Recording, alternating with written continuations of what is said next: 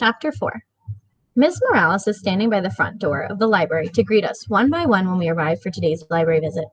She is wearing her long pearls and a bright orange sweater, and on her left arm she's holding her stuffed goose named Lucy, which everyone gets to honk when they leave the library. Hola, Stella, Miss Morales says. Buenos dias, Miss Morales, I say quietly, but I squeal inside. Miss Morales has been our librarian since kindergarten.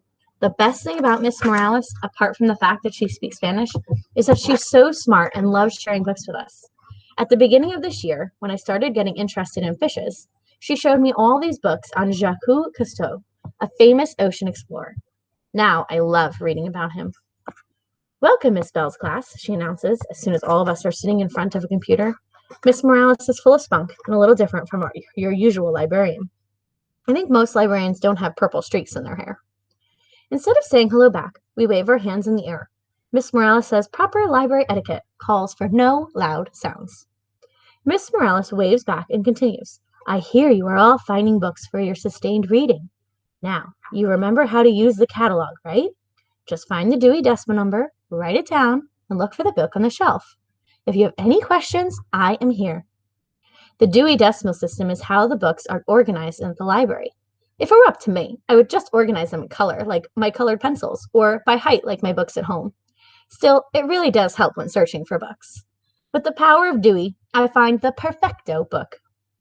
I grab it and head over to a big table by myself. The pictures are so beautiful. I want to dog-ear the pages, but I only do that to my books at home. Miss Bell comes up to me, crouches down, and says in a quiet voice, What book are you reading, Stella?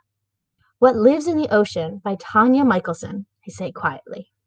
Sounds positively fascinating, she whispers. It is. Did you know that an octopus doesn't have any bones and has 3 hearts? I have to draw it later. It's just too cool looking. I heard an octopus named Paul became famous for predicting many of the winners of the World Cup. Wow, I exclaim. Miss Bell chuckles. She lifts her fingers to her mouth. When I get excited, I speak louder than I realize. I think there will be a little time for drawing after the library, she whispers before standing. I smile and keep reading about octopuses. It turns out that they are extraordinary escape artists. To escape from their enemies, they release a cloud of ink to help them disappear. Then, because they have no bones, they can maneuver through almost any nook or cranny. They can even escape through a hole only an inch wide. That would be a really helpful skill to have. There's actually a video that you're going to watch a little later to see this in action. When it's time to go back to class, everyone says goodbye to Miss Morales and Lucy. Adios, Miss Morales and Lucy, I say as I give the stuffed goose a squeeze. I have to admit, even though I'm in 3rd grade and too old for this, it's still sort of fun. Lucy honks, and Miss Morales and I both smile. Hasta luego, Stella. When we get back to the room, everyone starts chatting about their books, except for me. I get started drawing my octopus.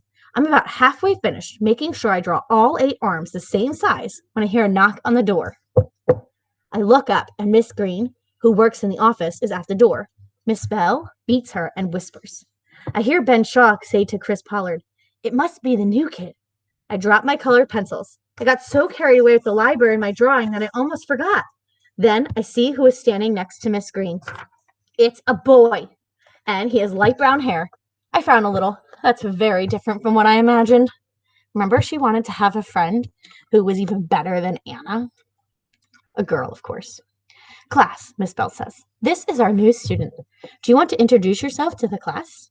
The new boy waves at everyone and says, Howdy, I'm Stanley Mason. I just moved here from Dallas, Texas, or Tejas in Espanol. Miss Bell says, Tejas. That's so far from here. Has anyone been to Texas? A few kids raise their hands. I actually was in Texas last year on our family road trip. We went to see the Alamo, and we even went to a cave where we took a picture with a dinosaur sculpture named Grendel. But I'm always too shy to speak up in class. Plus, the Alamo isn't in Dallas. Stanley probably hasn't even seen it. Still, even if I weren't shy, I wouldn't be able to talk right now. I'm a little speechless. I can't believe Stanley speaks Espanol. He doesn't look like someone who would speak Spanish at all. The new kid I imagined had dark brown hair, like me, and not light hair. And she was a girl. Miss Bell says, Now class, let's have everyone quickly introduce yourself to Stanley. One by one, people stand. There are about 10 people in front of me, and I feel nervous and a little sweaty. I want to make a new friend so badly, even if he's a boy. So, what if he is not at all the girl I had pictured in my head? He speaks Spanish like me, and more important, he's new. He could use a friend as much as I could. I could be his first new friend here. When it's my turn, I stand up. I feel myself turning roja. I freeze. I just read that some octopuses can paralyze their prey. Maybe Stanley is part octopus. Maybe not. He looks like a normal boy with freckles, blue eyes, and a cool monkey shirt. I catch myself staring at him for a second. Me llamo Stella, I say while looking away quickly. Sorry, I mean, I'm Stella, I say it even faster as I sit back down. I'm about to groan out of embarrassment when I feel my chair start to tilt backward. My eyes grow grande like an elephant, and everything slows down. I try to reach out to grab my desk, but it's too late. Crash! Before I know it, my feet are sticking straight up in the air and my back is on the ground. I've fallen down in front of Stanley, in front of everyone. I close my eyes as I hear the entire class laugh. I check my arms and legs. Nothing hurts. I think about staying on the ground, but decide to crawl up. I poke my eyes above the desk. Are you okay, Stella? Miss Bell is the only one not laughing. Yes, I whisper. I look at Stanley. He looks like he wants to laugh, but he is holding it in. There goes my new friend, I think. Who would want a klutz for a friend? I pull my chair back up and sit down. On top of it, I can't believe I spoke Spanish instead of English. Doubly embarrassing. I stare at my drawing and think about escaping through a tiny hole or disappearing in a cloud of ink. Today, I really wish I were an octopus. This is an excellent chapter if your reading goal is to think about how a character's feelings are changing, because Stella's feelings really changed a lot in this chapter.